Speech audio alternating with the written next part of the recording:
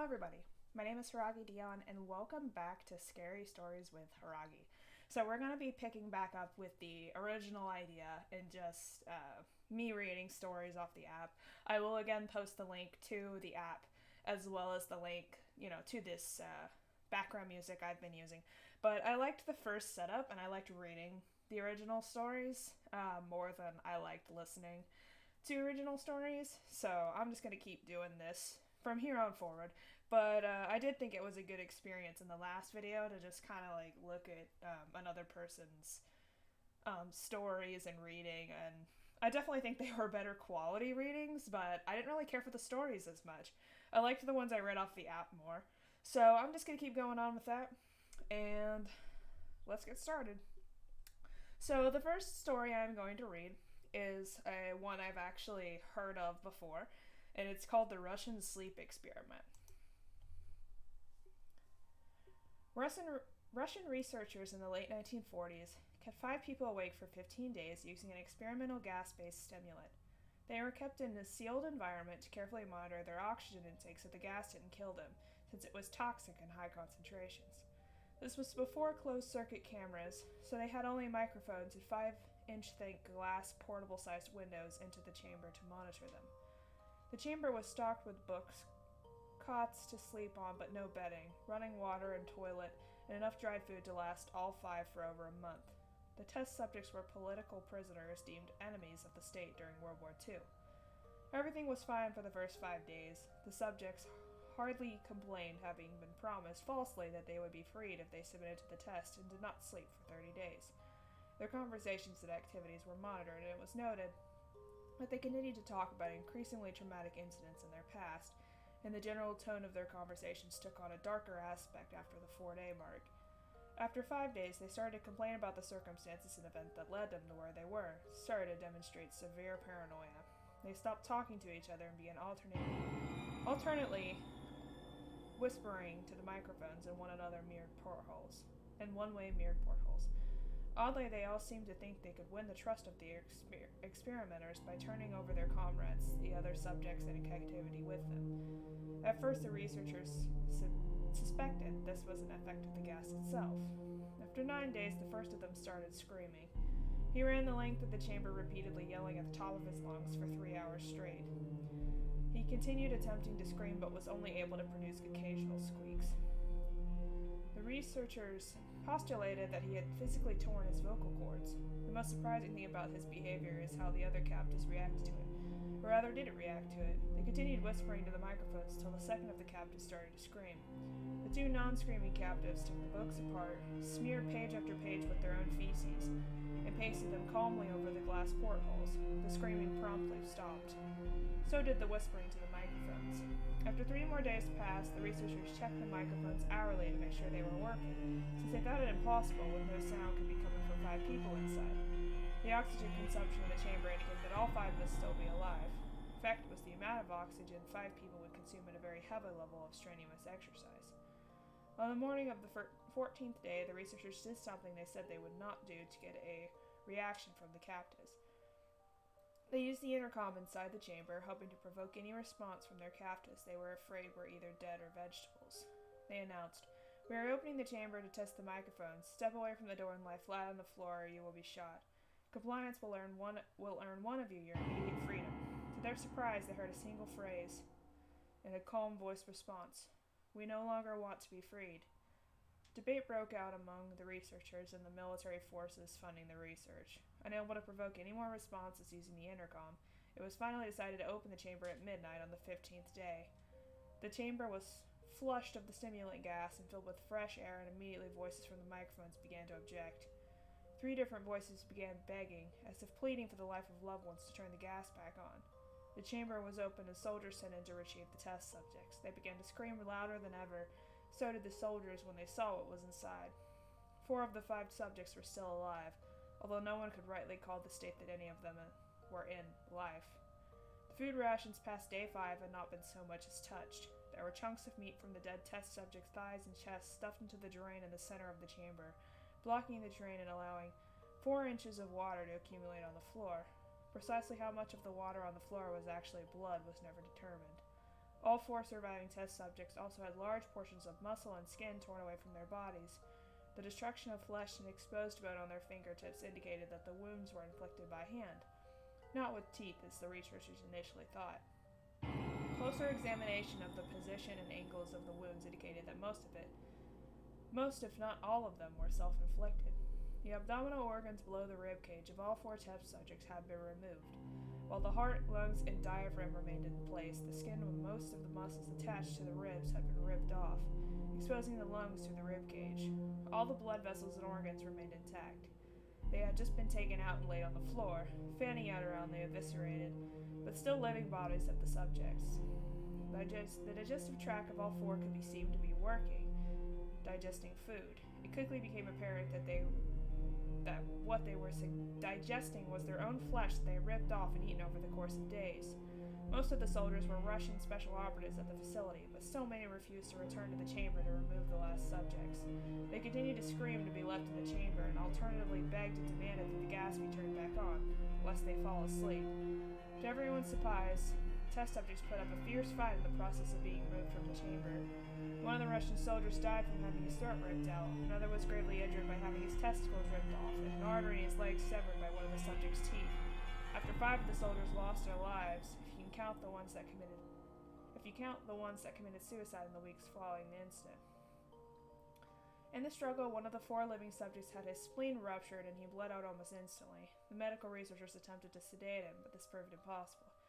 He was injected with more than 10 times the human dose of morphine derivative and still fought like a quartered animal, breaking the ribs and arm of one doctor.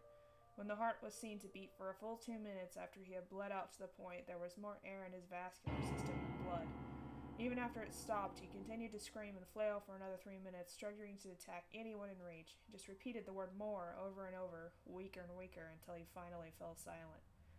The surviving 3 test subjects were heavily restrained and moved to a medical facility, the 2 with intact vocal cords continuously begging for the gas, demanding to be kept awake. The most injured of the 3 was taken to the only surgical operating room that the facility had.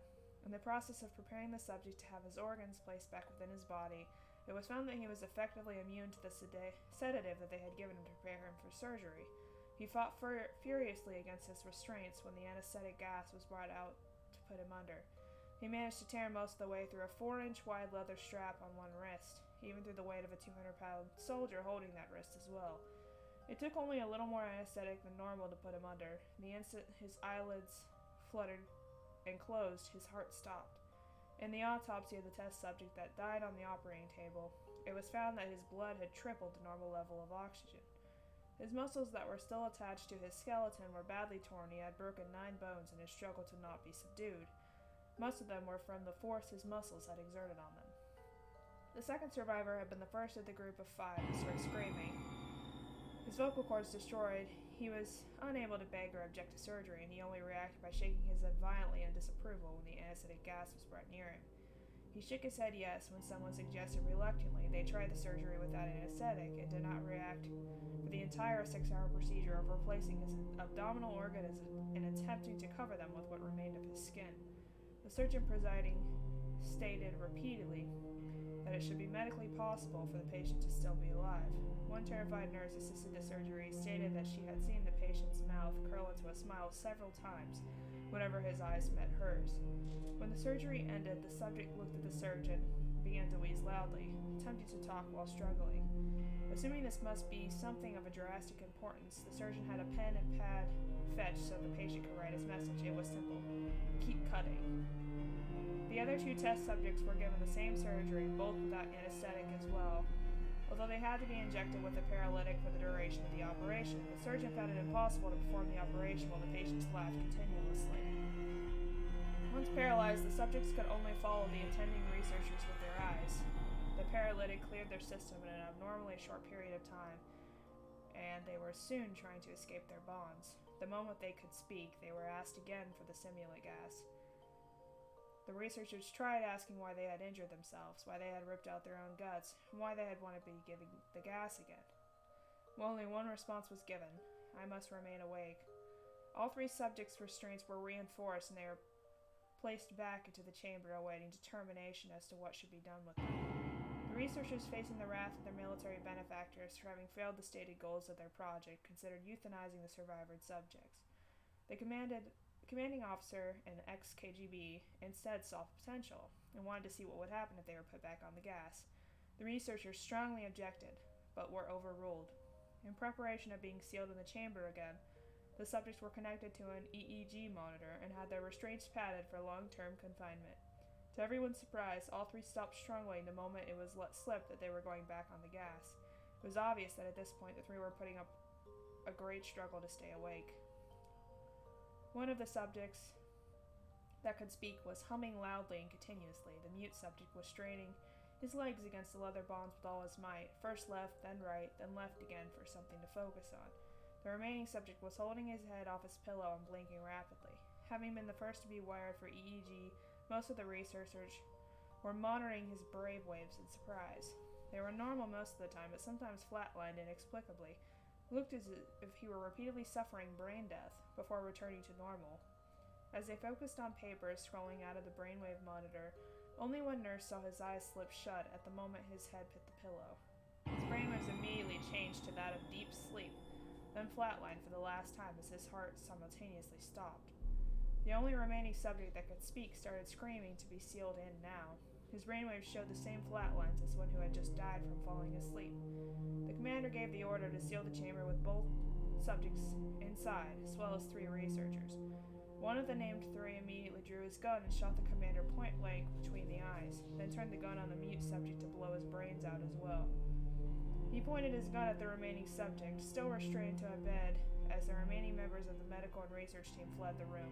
"I won't be locked in here with these things. Not with you," he screamed, as the man strapped to the table. "What are you?" he demanded. "I must know." The subject smiled. "Have you forgotten so easily?" the subject asked. "We are you. We are the madness that lurks within you all, begging to be free at every moment in your deepest animal mind. We are what you hide from in your beds every night. We are what you sedate into silence and paralysis when you go to the nocturnal haven where you cannot tread." The researcher paused, then aimed at the subject's head and fired. The EEG flatlined as the subject weakly choked out. "So nearly free." Huh. That's really interesting. I've always liked that, that concept of, like, what would happen if you just never slept? Like, how long would you be able to last without sleep? And how much would your mind start to play tricks on you for not getting the rest you need? Because obviously your body and your mind both need rest. But if you didn't have it, how crazy would your mind get? You know, how much would you have to, like, reason out? Like, I couldn't even, like, fathom that. Like, how crazy you would get if you just never slept. Like, ever. Okay. The next one I'm going to read is one based off a very famous, creature, I guess, or figure, like, in mythology and stuff. It's called the Sandman. "Those who dream by day are cognizant of many things that escape those who dream only at night." It's a quote by Edgar Allan Poe from I believe it's a poem called Eleonora. "Go to bed and wait for the Sandman." Even as it came out of James's mouth, it seemed to him a strange thing to say, and he was not sure why he had, but for some reason it worked. Daniel went to bed. The next morning, though, he asked, "What does the Sandman look like?" James was making breakfast. Daniel sat at the table, short legs swinging under his chair. "Nothing really," James said. "It's just an expression." "What does it mean?" "Just something people say." He put a plate of eggs in front of Daniel and kissed the top of his head. He thought that would be the end of it, until he saw the Sandman for himself. He was getting ready for bed and stopped by Daniel's room to check on him while he slept, as he often did. It was such a routine precaution that when he saw a pale, naked man sitting on the edge of Daniel's bed, rocking back and forth, it took a moment for him to process what he was seeing. He reacted the way any father would, of course. He ran to the room screaming. For a moment he thought about attacking the intruder, but then the man on the bed turned, and that's when James saw that it wasn't really a man.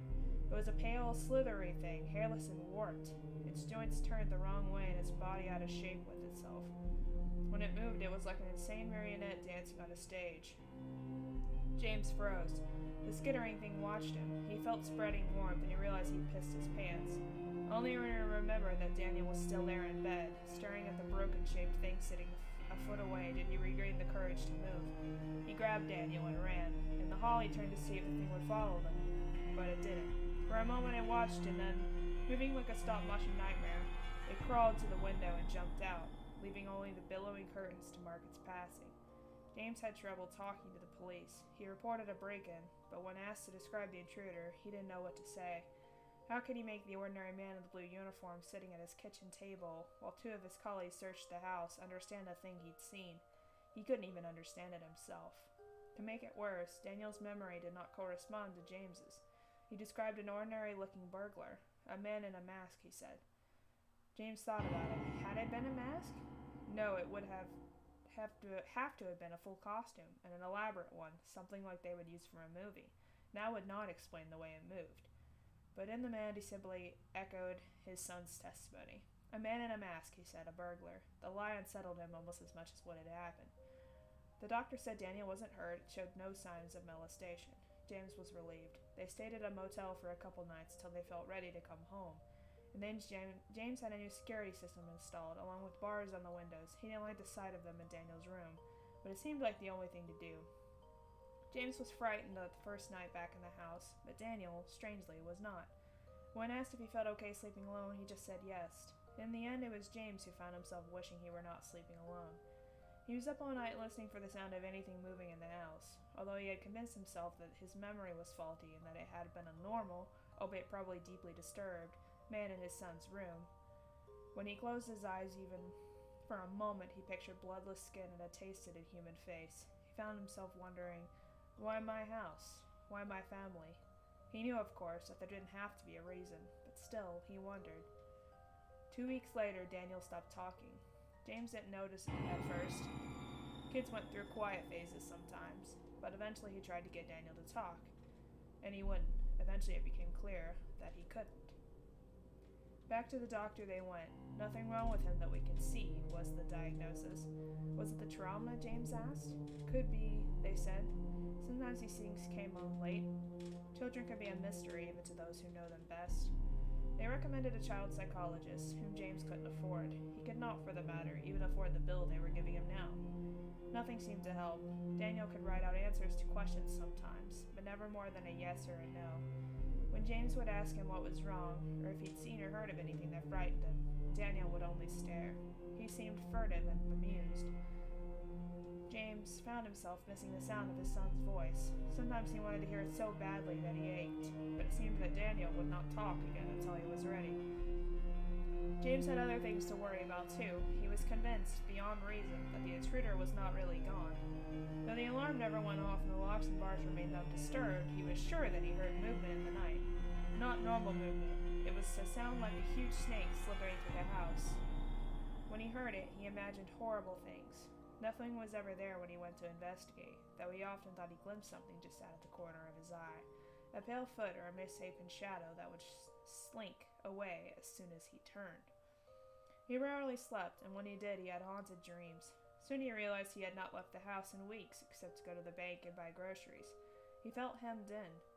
With Daniel acting mute, he hadn't had an actual conversation with anyone in weeks, so he called his mother. The connection was bad, and her voice sounded faint, on the verge of being not there at all. "I guess I'm okay, Ma," he said, pausing to wipe the sweat from his palms and then making sure he could hear Daniel playing in the next room. "But things have been a little rough. We had a break-in." "Oh, how awful," Mom said. "Did they take anything?" "Nah, just ran off. It was weird, though. I haven't really felt comfortable since then." "Are you still working at the hospital?" "No, Ma. I left last year. You know that." "Oh, well, have you been getting out? What about that nice woman you were seeing last year, the one who played the piano?" James scowled. She was always asking that kind of thing. Didn't she know how hard it was being a single father? That he didn't have the time? He was about to say so when something made him pause. "Ma, is there anyone else on the line?" "I don't think so." James was sure he heard it, though, the short, gasping sound of someone trying to hold their breath and failing. A cold feeling crept across the back of his neck. You're sure nobody is listening on your other phone? Dear, there is no other phone. I'm on the cell. That's why this service is so bad. Then what is? James stopped. If the sound wasn't coming from her end, then he dropped the phone and raced to the hall. The session hung on the hook, undisturbed, heart pounding. He hurled into the garage. The spare phone sat on the workbench. No one was in sight. How could they have been? But could they have been? Could someone have been there all along, listening to his phone call, and then slithered away? Might they be here even now? The next day he took out the extra phone extensions. He even filled in the jacks with rubber cement. Daniel watched him work, eyes curious, but James offered no explanation. He began giving Daniel a light physical exam every week. His CNA training was a little rusty after a year on disability, which you never really forget. It was an absurd thing to do, of course. Even if there was a physical cause for Daniel's behavior, it would be nothing he could discover this way, and he was aware on some level that it was a compulsive behavior. Nevertheless, it made him feel better.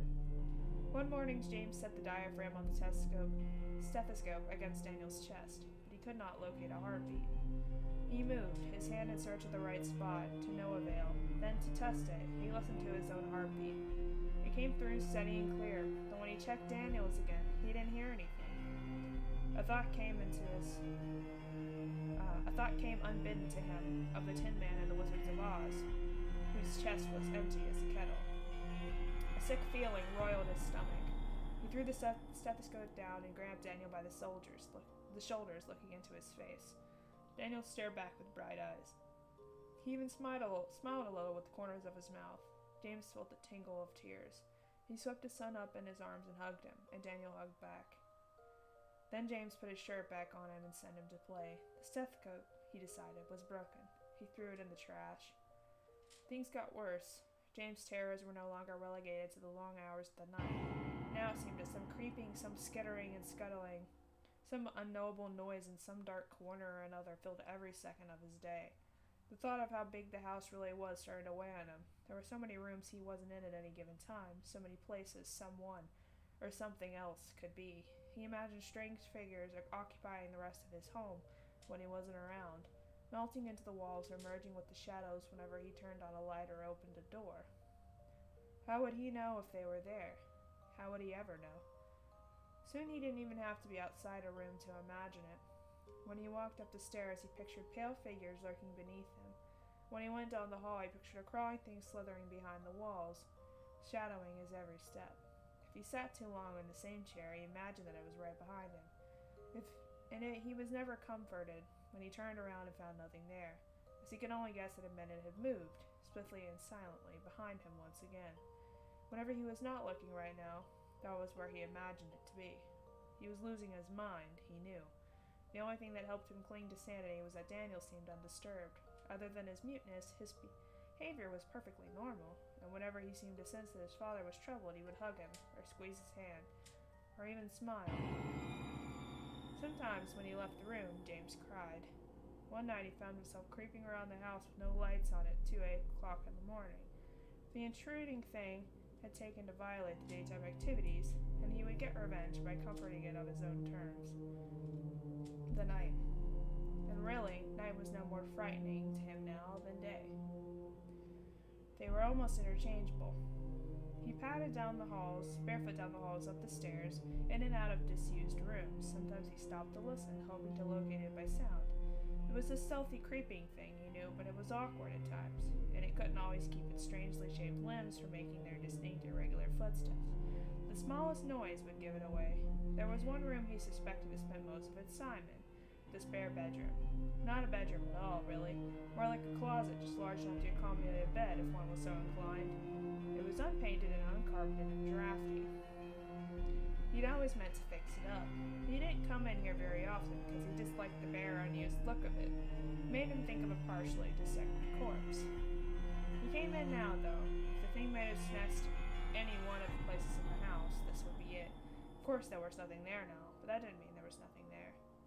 He cursed, running a hand through his sweat-damp hair. What was he missing? How did it hide from him? What was its secret? He peered into the room's empty corners, one by one, getting his face a few inches from the plaster and floorboards, so they could be certain that there was no space for it to conceal itself. The light bulb flickered. He froze. My God, he thought, it's on the ceiling. He pictured it crawling above him like a huge pale lizard. That's how he gets around, he thought. That's how it escapes anytime I should have it cornered. Just scuttles up the wall and hides right over my head. He imagined it dangling down behind him like a spider. If I turn around, he thought, it will be there, hanging with its face right next to mine. He held his breath. He did not want to turn around, but he had no choice. It was between him and the door. With a quiet sob, he rounded on his heels. Of course, he was alone. There was no man on the ceiling. He checked twice. Maybe it crawled out and was waiting for him in the hall. When he checked there, the coast was once again clear. Should have been a relief, but it was not. After all, it had to be in here somewhere. If the ceiling was not its trick, that just meant it was something else, something even more strange, even more clever. He went to Daniel's room. He had not stopped checking on him at night like he always had. This time, though, rather than open the door, he listened at it first, pressing his ear against the grain of the cheap wood and holding his breath, terrified that he would hear a skittering sound on the other side of the barrier. What he heard instead shocked him even more. Daniel was talking to someone. James recoiled for a second, and then, when he'd caught his breath, he all but kicked the door in. Daniel was already awake, indeed, sitting up in his bed, but he was not saying anything now. The lights flashed on, and James stalked halfway into the room before stopping. Suddenly torn. What did he want more? To confirm that his son could speak again, or to find out whomever he was speaking to? The creak of a door hinge settled the matter for him. He ran to the closet and threw it open. There was nothing inside, or at least nothing that shouldn't be there. He swept aside clothes on their hangers, but nothing was hiding between them. Then he dragged out the toy box and emptied it into the floor. Nothing. He combed along the bare walls of floor and, yes, the ceiling, pushing aside every last bit of rubbish and stray knickknacks so he could be sure, absolutely sure, that nothing was hiding. All the while, Daniel watched him. After a few minutes, James was panting and covered in sweat, and the closet was bare. There were neither intruders nor answers inside. It struck him as funny, somehow, and he started to laugh, very quietly. He kicked his son's toys out of the way as he went to sit down on the bed, dazed. He became aware, all at once, of several things. First being that he had not slept in days and was nowhere near his right mind. The second was how close he had come to really losing it, for good. Tomorrow, he decided, they would both sleep until the afternoon, and when they did wake up, he and Daniel would get out of this creaky old house. No more staying cooped up like prisoners, and no more checkups, and no more dreams about monsters. He would even take the bars off the windows. It was time to get back to living like real people again. And it was time to... James saw it when he brushed a hand through Daniel's hair. He pulled Daniel a little too roughly closer. His son acquiesced to the examination without fidgeting or complaints as James pawed the side of his head, hoping that what he was seeing would somehow stop being apparent. He stared and stared until he ached from not blinking, but there was no denying what was right in front of his eyes. Daniel was missing an ear. No, he realized while mounting nausea. Both ears. There was no injury, no incision, no mark where they should have been. Simply smooth, blank flesh. As blank as Daniel's quite unperturbed demeanor. James swept him up in his arms and ran into the hall. He was not sure where he was going or what he was meant to do when he got there. He just knew that there was nothing more important than getting his son out of that house. But their path was cut off. A naked man sat in the hallway, with his back to them. No, not a man. James recognized its stretched limbs and stooped shoulders. Pale thing squatted on its haunches, rocking back and forth like it was palsied. It almost seemed to be in pain. James hugged his son closer and backed away. Then he heard Daniel's voice. Daddy. James turned to Daniel and he heard the voice again. Daddy. But Daniel's lips hadn't moved. James looked back at the hunched figure. Its head jerked when it talked like a tick. Hello, Daddy. James's mouth went dry. It took several tries before he could speak. Don't call me that. It is. This voice's name. For you. Go away. Leave my family alone. But I am your family. The longer it talked, the more the voice became distorted and blurred. An icy feeling nestled in James's stomach. Who are you? Someone who came to visit. Why here? You invited me. James's heart thudded against the inside of his chest. Why? I had something you wanted. James licked his dry lips. You're lying. You don't have anything I want. I want you to leave. Leave and never come back. Who is Daniel's mother? James blinked. What? Who is is Daniel's mother. What the hell kind of question is that? How old is Daniel? James blinked again. The thing's voice caused a pinching pain to the corner of his forehead. Stop asking me these things. When is Daniel's birthday? I don't know. What is his middle name? Shut up. What was his first word? I said shut up. James wanted to tear the thing apart with his bare hands. Only the heaviness of Daniel in his arms kept him where he was. You were alone. You wanted a son. So I made one. For you. James' hands began to shake. That doesn't make sense. Made out of what? Out of myself. James' stomach turned over, but now I need those parts back. Daniel picked at James's shoulder to get his attention. Something was strange about Daniel's face. Danny, open your eyes. Daniel scrunched his eyes shut tighter. Open your eyes, Danny. Danny, open your eyes. Daniel shook his head, trying to refuse, but he couldn't hold it forever. Eventually, his eyelids flicked up, and James saw the truth. Daniel's eyes were gone. James almost dropped him. For a second, he wanted to throw his son down so he could stop looking into those empty holes in his face. Daniel opened his mouth, as if to speak. But of course, he had no voice. He is coming back, to be part of me, again. No, no, no! Give him back! Give him back! I cannot. It has been too long. I warned you. This would happen. You're lying! You're lying! You're a liar! Give me my son back! Give him back! I do not lie. I warned you. He could not exist forever, but you do not remember. You can only remember what I want you to. You forget all the times we have talked. Daniel felt like a doll or an empty bag. His hair was falling out, disappearing before it touched the ground. His hands vanished into his sleeves, and his feet rolled up inside of his pant cuffs. James cradled the tiny, shapeless thing.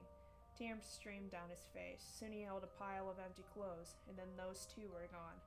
He looked around the house. Toys disappeared. Photos vanished from their frames. Daniel's little shoes were no longer by the door. James turned towards Daniel's room and confronted a wall where the door should be. He groped the blank surface, fingertips scrambling. He hit his head against the wall. The pain didn't feel real. Why did you do this? It was what you wanted, and I learned so much. This is impossible. People will ask. People will wonder. The police, the hospitals, the people in the neighborhood, they have already forgotten him. They only remembered what I wanted them to, like you. James pressed his hands to his aching skull. Will I at least remember him after this? You can try, but your mind will fail now. Now that everything he was is part of me again. James sat on the floor looking at the blank wall. Out of the corner of his eye, he saw the thing creep toward him and even felt its wet hand on his shoulder, but he did not look at it. If I won't remember any of this, he said, then why tell me? Because a father should know. And then James was alone. Abigail worried about James sometimes. When I met a year ago, he said that he'd never been married and he never had kids, but there was a certain pained expression he assumed when he said the last part. Abigail knew that look. She'd met parents who lost children before. He learned to recognize it. There were other things about him that worried her, too. Sometimes she would find him staring at a particular spot on the wall, brow furrowed in confusion. He did not seem to realize he was doing it, and of course there was the insomnia and the sleepwalking to consider, too. Yet there were lots to worry about, but she loved him all the same. James still said he'd never had any kids, and neither had she. She'd long wanted one, but it was impossible. She worried that James wouldn't stay with a woman who could be a mother, though he constantly assured her that it was not so. There were times, and more often of late, that they were the nights when James took to sleepwalking, and even Abigail imagined that she heard strange scuttling noises in the house, saw impossible shapes in dark corners, when she thought she would do anything, absolutely anything, if it meant having a little daughter for she and James to raise. And at those moments, she began truly afraid, but she never knew why. That's terrifying. There's also that weird, I talked about this with the AI story. It's like, what about those things that you just don't remember? You know, there's a lot of stories based off that, where there's just, little chinks in your memory, and you just have there's no way you would ever, know if you don't remember. I've always thought those were, really interesting um, to think that there would be a creature that would just, give you what you want and then take it away. Like, it's like the Sandman, is supposed to give you sweet dreams. So I guess the concept is like, you wanted a son, so I gave you a son, but you can't keep him forever. He's, part of my body, so I have to take him back. But you're not gonna remember that because I'm gonna erase your memory of all of it. Like, it's like a sweet dream. And obviously, dreams too are one of those things. Like, you don't always remember your dreams. Like, you'll remember bits and pieces sometimes, and sometimes you do remember them. But there are a lot of dreams you just don't remember, and you wake up and you're like, did I even dream? And there's no way to know. There's really no way to know. Interesting. Very interesting. Okay, so the next story is one I know literally nothing about. It's called Pretend. Luke stepped out of the warm comfort of his best friend's house into the cold winter air. The sun was quickly slipping beneath the horizon, and the trees of the forest cast long, twisted shadows across the yard. Luke said goodbye to his friend and thanked his mother for having him over. As their goodbyes drew to a close, the front door swung shut, and a silence fell over Luke. He stared out across the lawn into the twilight forest that awaited him. It was only a 15-minute walk from his friend's house to his own, and he had made that walk countless times before. But as he watched the night descend upon the world, something sinister began to fill the shadows. Luke knew what was coming next. It didn't happen often, but he knew tonight it would be coming for him. There was an acute sense of dread in the air. He could almost feel its gaze watching him from the ever-lengthening shadows. Luke stepped off his friend's porch and into the night. Luke crossed his 30 yards from the porch, the beginning of the forest path with little incident, but as he entered the woods, he entered another realm. No longer did he live in the world of modern conveniences where a warm, bright home was only a short walk away. In its stead was a primeval existence where danger lurked in every shadow. His only salvation was a night's march away. Luke had been wandering for a little over a minute when it began. Far in the distance, standing between two trees, it was there standing motionless, watching him, his twisted figure lit by the dying rays of the sun. No sooner had Luke seen it than it was gone, and with it vanished the last vestiges of daylight. The hunt was on. Luke began to move faster than he had to hold himself back. But he had to hold himself back, knowing if he broke into a run, it would soon chase him down. This was not Luke's first time seeing the thing, and after enough encounters, he had learned the rules. He was not to run or scream, or it would be angry. If it was angry, Luke received a deep gash on his arm or on his leg. Luke had been fortunate to never anger it further. Luke knew if he kept calm and walked home, the thing would not punish him. It would be terrifying, but he would arrive home alive. First time he saw it, he had run home with his heart ready to rip itself out of its chest. He received a nasty cut down his leg for his troubles, and he arrived home dirty, bloody, and trembling. He had stumbled into the house and sunk to the floor, shaking and crying. When he told his mother what had happened, she dismissed the whole thing as a product of his overactive imagination. She promised to get rid of the thorn bush that had scratched him and told him to calm down. Since then, he had stopped telling his mom when he saw it, and when the thing cut him, he hid it from her. Not only did his mother blame his imagination, so did everyone else he tried to tell. His father, his brother, even his best friend blamed his overactive imagination. His father and brother had told him to stop playing pretend and act his age. Luke was alone with his twisted companion. Luke continued onward, trying to contain his fear. Every second he fought the urge to scream and run for his life. Luke knew that at any moment it could appear. He might turn a corner and it would be in the middle of the path. He might glance to the side and see it behind the nearest tree, but no matter what he saw, he never saw it for long. Luke was not ever sure what it looked like, as it never stayed in sight long enough for him to set its appearance into its memory. But although he rarely saw it, its presence never left. Whether it was noxious smells of filth and blood, ragged panting, or drooling, Luke knew the thing was always close by. The walk was stretched into an eternity for Luke. He felt as though he had left his friend's house hours ago, yet it seems like there were miles and miles left to walk until he was home. Luke began to pick up the pace a little, and as his step quickened, he heard a shuffling gait behind him begin to rustle the leaves. This was incredibly odd, as he had never heard its footsteps before. They were close, but not so close that Luke was considered bolting. Oddly, those heavy footfalls made Luke feel better. He knew he couldn't possibly be imagining them. He could hear leaves rustle and crunch beneath his pursuer's feet. He could hear it physically impacting the world. Surely that couldn't be his imagination. Time dragged on, and Luke could hear the footsteps growing closer and closer. His already strained heart began to beat even faster. After a while, Luke could hear the footsteps directly behind him. The thing was just waiting for Luke to turn around and look at it, but he would not succumb. He knew as soon as he stopped to look behind him, the thing would devour him. Just as Luke was ready to give in and run for it, the footsteps stopped. Luke was surprised. So surprised, he faltered, and as he slowed, he felt the thing's breath brush along his neck. As the acid fumes swept around him, he almost fainted, but by some miracle he was able to keep his feet. Luke gathered his senses and kept on walking. Behind him, the thing let out a murderous shriek. His angered Luke had not succumbed to its taunts. Luke was more frightened than ever, but he refused to give in to the thing. Luke shoved his hands to his pockets, stared at his shoes, and picked up the pace. Luke kept on this way for several minutes. For several minutes, all was quiet. Luke began to hope that tonight's nightmare was over. As he raised his head to check his surroundings, his eyes fell upon the feet of his pursuer. It was standing there in the middle of the path, waiting for him. Luke refused to look. He stared at its vile feet, refusing to meet its demonic gaze. Its feet were sick and disfigured, with yellow cracked talons protruding from them. The largest one was curved like a raptor's and stained with blood. The skin was a sickly pale yellow, covered in pock marks and warts. The arch of the foot was inhuman and twisted almost like a coiled spring. Luke was almost sick, but again he found a way to keep himself under control. Almost as soon as Luke could take it at the thing's sick feet, they were gone.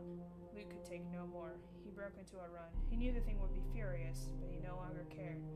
He just wanted the terror to end. As he ran, he heard the thing stomping behind him. Its footfalls were thunderous, and it let out a bloody shriek. Luke could hear the fury in its cry, and it drove him to run ever faster. Luke could tell he was close to home. If he could hold out for 30 more seconds, he could make it out of the woods. The thing's footfalls drew ever closer, and Luke was almost ready to give up. His legs were moving slower and slower by the second. His lungs were burning with each breath, and his face was growing cold, as though his blood were seeping out of it. Luke caught sight of the edge of the woods. With one maniacal last burst of energy, he kept going. He heard the thing closing in, its screams grew frenzied as it prepared to kill. Just as Luke began to feel the thing's claws sink into his shoulders, he burst beyond the tree line and onto his own lawn. Luke stumbled to his porch, wheezing the whole way. He dragged himself onto the steps and collapsed, trembling as adrenaline coursed through his exhausted body. Luke lay there in silence, trying to recover from his horrible experience when, from the woods, Luke heard a rabid snuffling. He raised his head, dreaded what he might see. From out of the woods emerged the thing. Luke had no idea what to do. The thing had always disappeared when he left the woods. The thing had broken its own rules, and Luke was too exhausted to do anything but watch it draw closer to him. As it came closer, he began to see it in ever greater detail as it stepped into his porch light. The thing was hideous beyond belief. It was disgusting and unnatural. It had one huge red eye in the middle of its face. Below it was a crooked gash of a mouth that hung open, revealing a veritable hacksaw of black and bloody teeth. It had no nose or ears, and its head was covered in limp spikes. Its shoulders were uneven, as one arm was gimpy and the other shoulder twisted. The arm was withered and hung by the creature's side. Its other arm was massive and had claws matching those on its feet. The claws extended down to the ground, and it dragged as it marched forward. Its spine was twisted, and it seemed a miracle the thing could even walk. Luke stared in horror as it approached. He knew he was facing his death. He was too physically and mentally exhausted to do anything but stare into the disfigured face of death. But extraordinarily, as the thing drew within 5 feet of him, it stopped. It stopped and stared at him. Luke did not know for how long they made eye contact, but after a while the thing simply turned and ran off to the woods, far faster than Luke could ever thought his twisted frame could move. Luke lay there for some time until he could muster the energy to stumble into his home. When he returned, his mother's only remark was that he was late, and she should know better than to make her worry like that. Luke numbly stumbled into his room and collapsed. He did not sleep soundly that night, nor would he for many nights to come, but he thanked God he had survived. He didn't know what he made that thing turn back. Maybe it had some sort of twisted sense of humor that stopped it from killing a defenseless boy. Or maybe it just wanted to preserve him for another night of sport. Luke didn't know, and Luke didn't care. He was just thankful to be alive. That same night, another young boy returned home late. He scrabbled through the dirt with his cracked and yellow claws into the entrance of his home. As he lumbered into the dark, dank cavern that was his home, the boy's mother demanded to know where he had been. The boy boy was out of breath and sweating from his earlier exertions. He could barely get out a response to his mother. He told her that he had seen the thing again. His mother told him to stop playing pretend and go to bed. He protested that he had gotten close to it this time, looked at it, and even touched it. He told her how hideous it was with its smooth pink skin and its squashed face with its two beady eyes, but it didn't seem dangerous. He didn't know why I always ignored him when he tried to be friendly, and tonight it had run away again. He felt bad because it often cut itself on the thorns-lined path when it ran. His mother told him to shut down his overactive imagination, stop telling her such ridiculous stories. He grumbled as he shuffled into his room and lay down into his bed of worms and go to sleep. He would one day get the thing to talk to him. He just had to keep trying. The thing often walked through his yard at night. He would just say hi to it again in a week. Huh. So, like, the one kid sees the other kid and thinks it's a terrifying monster. And then the terrifying monster chases after him. And then he just wants to say hi, like... interesting.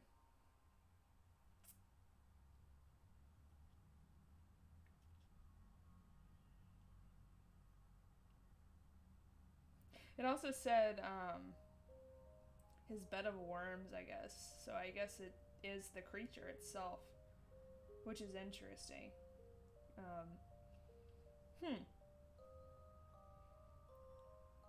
Interesting. It's just like a different matter of perspective. Like, obviously you saw something like that, you would be like terrified, like that it was, coming to get you. But from another perspective, it just wants to, I guess it just wants to be your friend. I don't know. It's weird. And it's a creature from another dimension. It seems like it's for some reason the woods is like some sort of like rift into another like creature's dimension. So it's like the rules, I guess, of that dimension would be different, and obviously the creature would be different than the human with the two eyes. So that's interesting. So, like, and both their mothers tell them the same thing. You're having an overactive imagination. Stop it. But they both have two different perspectives. Like, the one guy, the boy, Luke, was terrified. And then the other boy, which was the creature, I guess, was fascinated. He was like, who is this kid? Like, who is this other person that looks so different from me, And it makes you wonder, too, like, was that rift in reality? Like, were they actually, seeing what was really there? Or were they, like, seeing what the rift, like, some sort of, like, I don't know, like, transformation caused by the rift that wasn't actually there? It's just an interesting concept. I don't know if I liked it as much as, like, the Sandman concept or the sleep experiment concept, but I do like that different change of perspective. Like, you don't usually get the monster's perspective, it's usually, like, you get the main protagonist's perspective. But anyways, also talking and rambling, I really like scary stories, so to hear a bunch of different ones that people have collected and wrote over the years is really interesting to me. So with that, I will call it a day, and I will see you guys in the next scary stories. Bye!